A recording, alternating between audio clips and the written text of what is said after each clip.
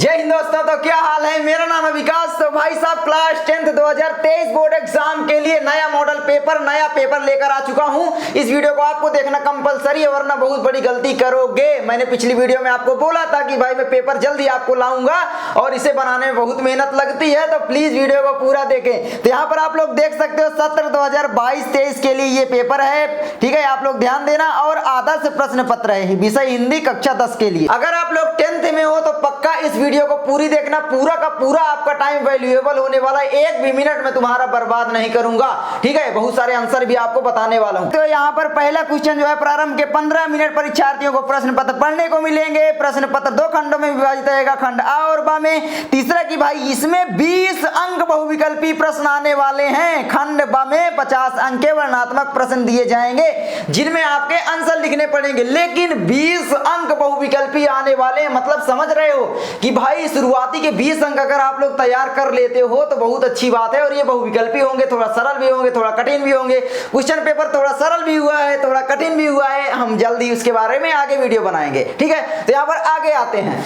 आगे यहाँ पर देख सकते हो पूरा यहाँ पर क्या है, ठीक है। पहला खंड आ है, इसमें बहुविकल्पी प्रश्न। इसमें सबसे पहला क्वेश्चन कहता है कलम का सिपाही किस गद्य विधा पर आधारित रचना है। तो यहाँ पर पहला विकल्प है क नंबर जीवनी, ख नंबर विकल्प है आत्मकथा, ग नंबर विकल्प है संस्मरण और घ नंबर विकल्प है रेखा चित्र।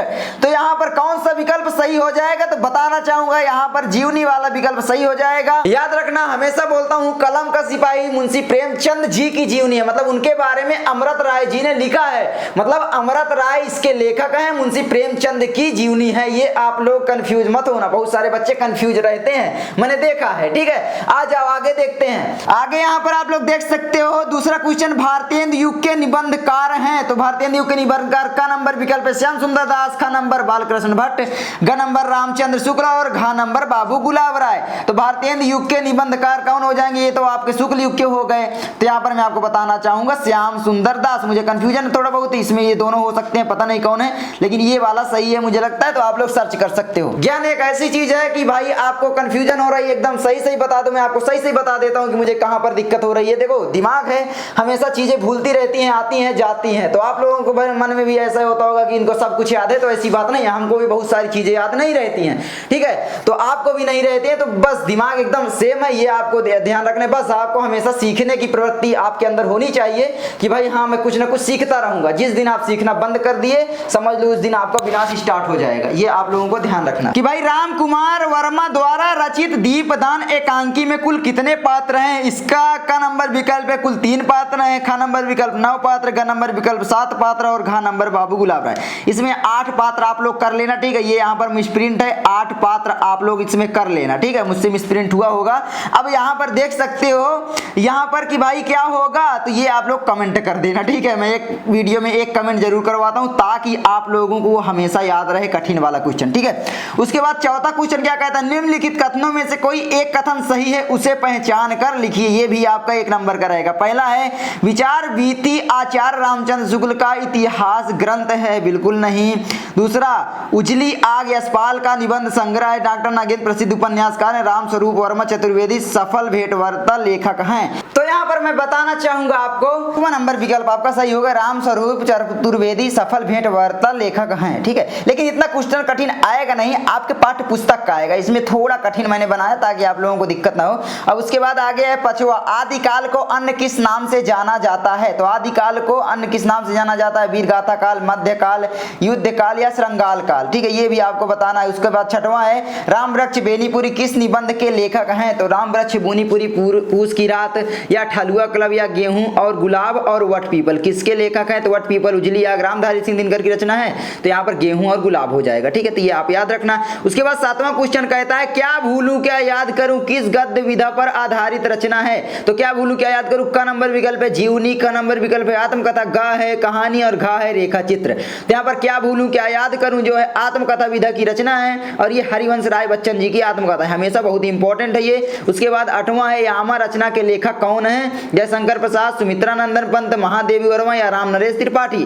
तो यहाँ पर यामा के जो लेखक हैं, यहाँ पर आप एक बात याद रखना रखना कि लेखक भी बोलता है, लेखिका भी बोलता है। यहाँ पर महादेवी वर्मा इसके सही होंगे, लेकिन महादेवी वर्मा तो लेखिका हैं, लेकिन लेखक भी पूछे तो महादेवी वर्मा को आप लिख सकते हो, कोई दिक्कत नहीं है, ठीक है। ये आप याद रखना, लेखिका लेखक में कोई अंतर यहाँ पर मतलब जब प्रश्न पूछा जाता है तो नहीं किया जाता, ये आप याद रखना। तो यहाँ पर आपका सही विकल्प हो जाता है महादेवी वर्मा। उसके बाद 9वां क्वेश्चन है, करुण रस का स्थायी भाव क्या है? मैं हमेशा से बताया हूँ करुण रस का स्थायी भाव है का वीरता, खा शोक, गा उत्साह और घा हास्य। हास्य रस का तो हास्य है ना, तो ये शोक हो जाएगा। करुण मतलब दुख, दुख कहाँ होता है? शोक में, ठीक है, तो शोक आपका हो जाएगा।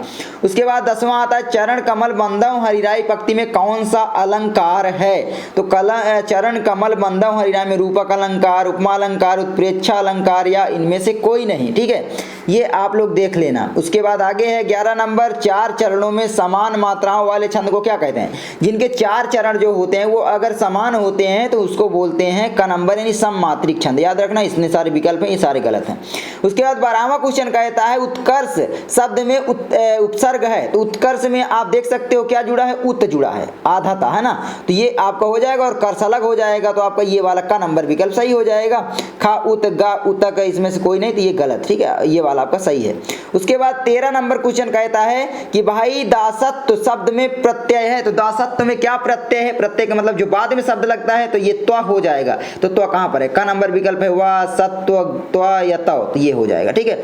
उसके बाद आगे 14वां क्वेश्चन कहता है, देश विदेश में कौन सा समास है? तो यहाँ पर देश विदेश में द्वंद्व समास या द्विगु समास, कर्मधारय समास, तत्पुरुष समास, यहाँ पर द्वंद्व समास हो जाएगा देश विदेश में। याद रखना कौन सा? द्वंद्व समास, ठीक है। द्वंद्व का मतलब होता है जैसे काला गोरा, माता पिता, इस तरीके से, ठीक है, वो हो जाएगा। और द्विगु मतलब जैसे 4 रास्तों का समूह, चौराहा, इस तरीके से। आगे है 15वां, हल्दी शब्द का तत्सम रूप है, तो हल्दी शब्द का जो तत्सम मतलब सही शब्द है, तो यहाँ पर हल्दी शब्द जो होता है वो तत्सम रूप उसका हल्दी का होता है। देखो हम जो हल्दी है, ये शब्द बिगड़े हुए होते हैं। संस्कृत का जो मेन शब्द होता है तत्सम रूप वो है हल्दी का। मतलब बहुत सारे जैसे कान को कर्ण बोलते हैं, लेकिन हम लोग कान बोलते हैं। कान भी एक बिगड़ा हुआ शब्द है, नहीं तद्भव शब्द है, याद रखना, ठीक है। आसानी के लिए हम लोग बना लेते हैं। अब हल्दी का कौन बोलता है? आप ही सोचो तो आपको याद नहीं रहता है, तो ये चीज है।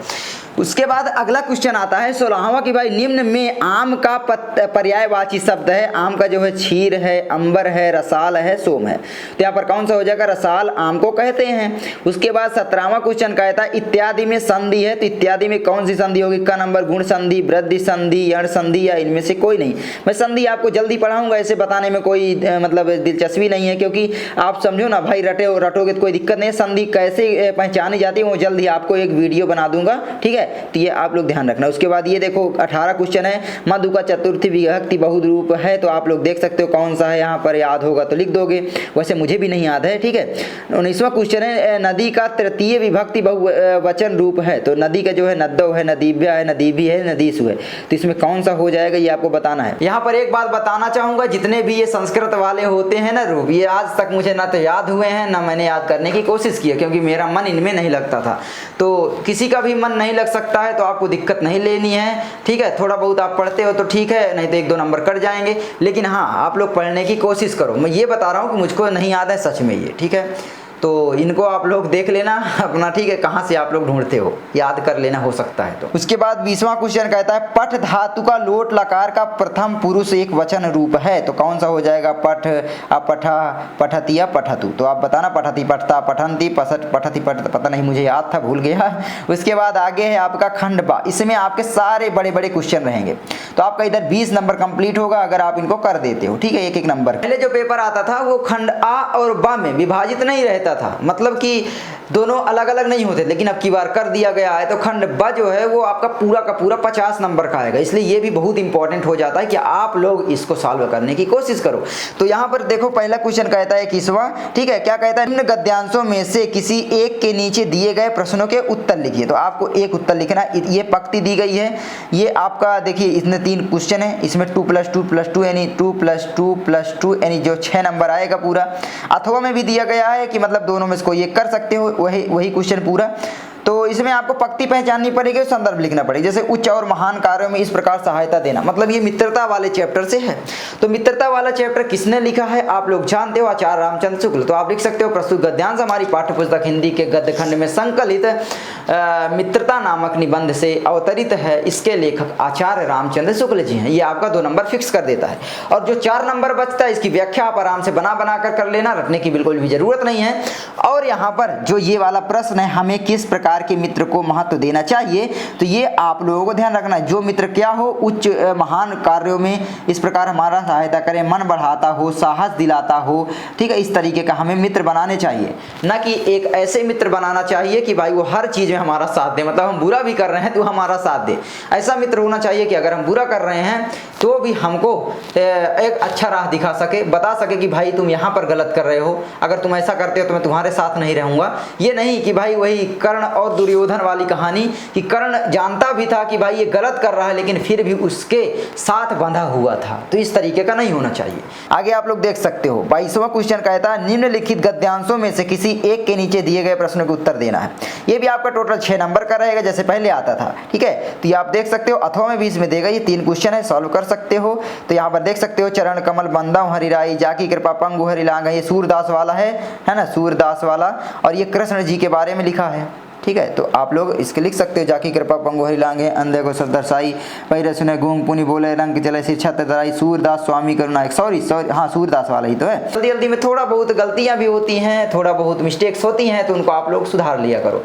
वैसे होती नहीं है उतना, लेकिन फिर भी देखा करो, थोड़ा ध्यान दिया करो, जो भी गलती है कमेंट किया करो, है ना।